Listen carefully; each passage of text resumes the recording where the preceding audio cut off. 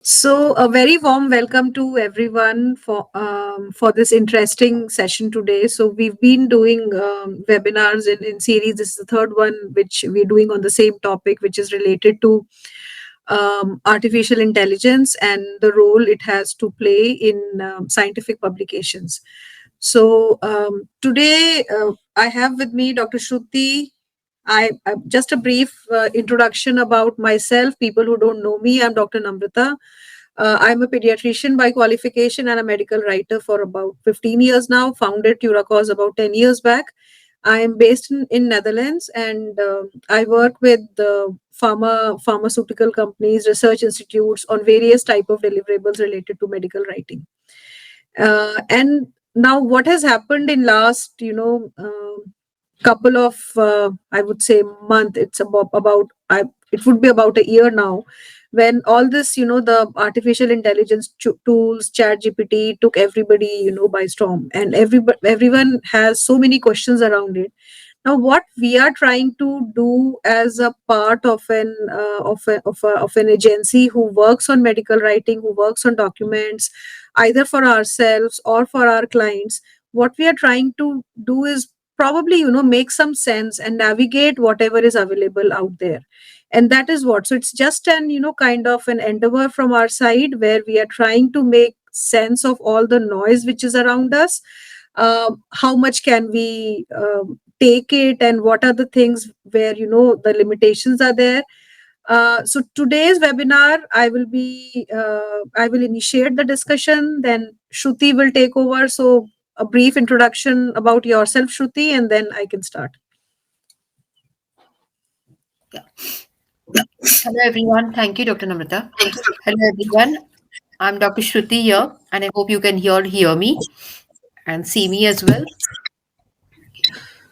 So, I I mm, I'm basically a molecular oncologist by qualification, and I'm working with Turacoz for last 2 years now, and as a technical head.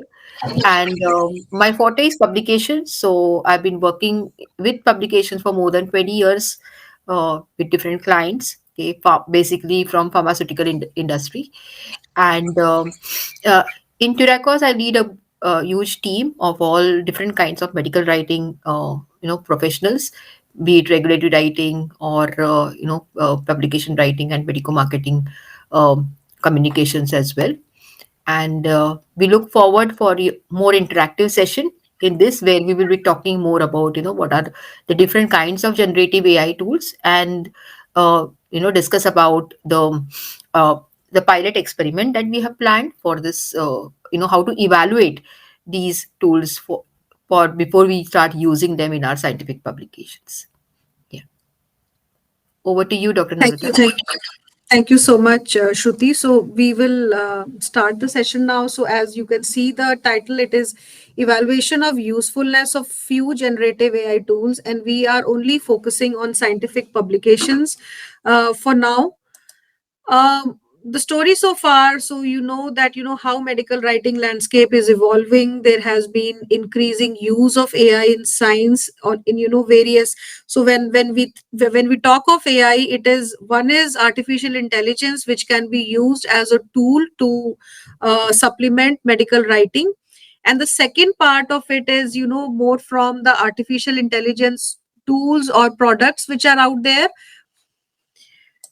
So now moving on to the guidelines. Now, what are the guidelines saying? This updated guideline of ICMJE came up in May 2023, pretty recent, just about a month back. And what does a journal accept from an author? Basically, here you will find that when you are submitting a paper to a journal, what are the expectations from an author? So the journal requires authors to disclose whether they used AI assisted technology. So the technology can be anything. It can be a large language model, it can be chatbot, or you might have, used something to create image in the production of the submitted work. That is the most important part.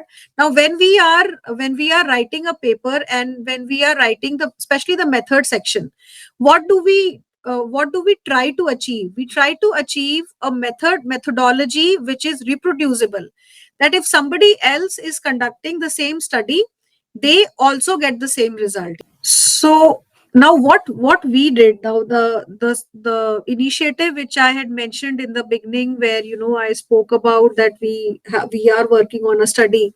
Now there are certain advantages of the right generative AI. Obviously it saves time, it gives you fresh ideas, it produces content at scale. Now this is what we actually try to do. So we have this AI in medical writing brain trust, and this is a complete Turacoz initiative, and we're trying to have a AI focused community of like minded individuals, because we know that this is a time of collaboration, and this is where we have to share our knowledge with each other.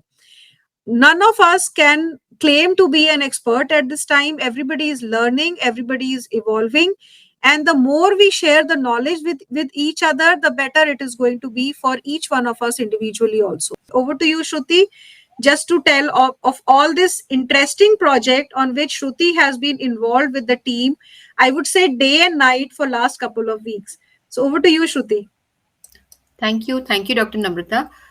And yeah, before I sorry, yeah. So before I begin with this project, I would just like to introduce a colleague of mine who is been very actively involved with me in making of this study protocol. Of course, there are many people here from Turacoz who have provided a lot of insights, many medical writers who have done the initial part to to do the analysis for us to brainstorm and get to these tools.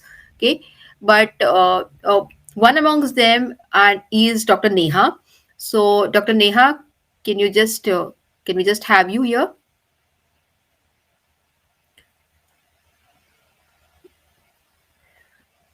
So, Dr. Neha has been very instrumental in reaching out to people and getting a kind of first-hand insight of what's happening with these tools, helping me with understanding these tools better and helping us to narrow down what tools we should evaluate, how we should evaluate them. So, yeah, over to you, Dr. Neha, before I begin with the protocol. Yes, thank you so much, Dr. Shruti. So, hi everybody, I am Dr. Neha Niharika, and I'm a pediatric dentist by qualification. And I'm working as a medical writer at Turacoz since around 3 years now. And what I would like to say is that this is a very interesting initiative that Turacoz has come up with. And I have personally worked very closely with Dr. Shruti in developing the protocol for this activity. We have our whole team with us who has worked closely on some of the generative AI tools that we have identified. And then we came to develop the protocol for the methodology, which actually we should be following to reach to some conclusions.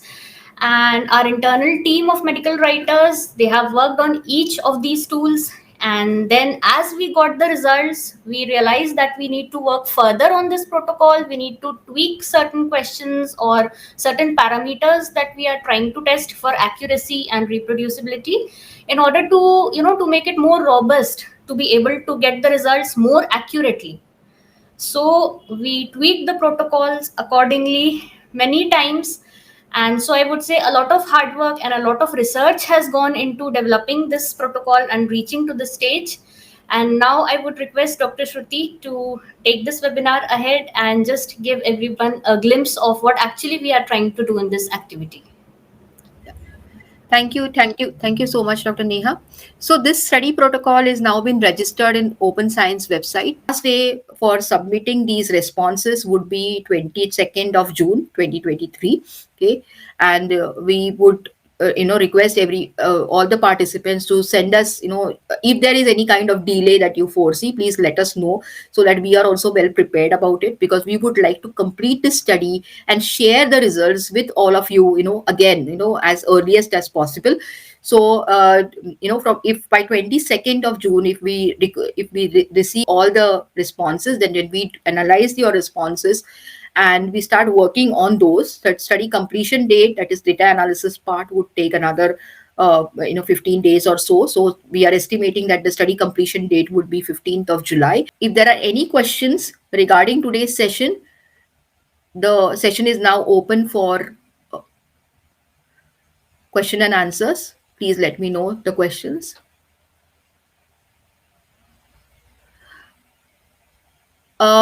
Do the disclosure guideline make us differentiate between a primitive AI like word spell check or a more advanced AI tool? No, the Dimitros, no, they do not make any kind of differentiation between this between these two. It is currently only talking, the disclosure guidelines, do not talk specifically about what kind of AI tools that you are using, but it is just saying that if you have used it, and if you see the WAME guidelines, it already says that currently people are already using it for doing word check, so that is already covered in that. But if you are using it for generating ideas, for doing kind of substantial review, then that is what they mean to say, that we need to include it into the manuscript, or as well as into the cover letter. On, yes, of course, okay, we will definitely be training on how to use we do understand this concern. In fact, when I started working, even I took this kind of initial training, and our writers have been very sweet enough that they have not just trained me, but for all of us, they have also ensured that there are screenshots of taken and put it in a manual form, wherein, if in any point of time you think that you don't know how to navigate that tool further, you can definitely look into the manual and refer the manual, and Neha would be one point of contact whom you can reach out to in case if you still have any kind of difficulty in navigating to the tool. Prompt creation different for to the search strings in PubMed for literature search. Slightly different, because in PubMed, you what we are giving is we just put the same way, the way that we are putting it in. I mean, we just add the string as number of words. Here you can take the advantage, because this tool is considered to be more accurate than PubMed, and that's the reason why PubMed gives you so many what you say uh, uh, uh, uh, number of hits when you initially create a kind of a search string for PubMed, and then you start go narrowing it down for getting the right kind of paper. Okay, there are no more questions. Once again, thank you so much. Thank you so much for all your time and for this interactive session. And we look forward for the participation, active participation, uh, and yes, we are also exciting to start this new project and share the results as the earliest with all of you.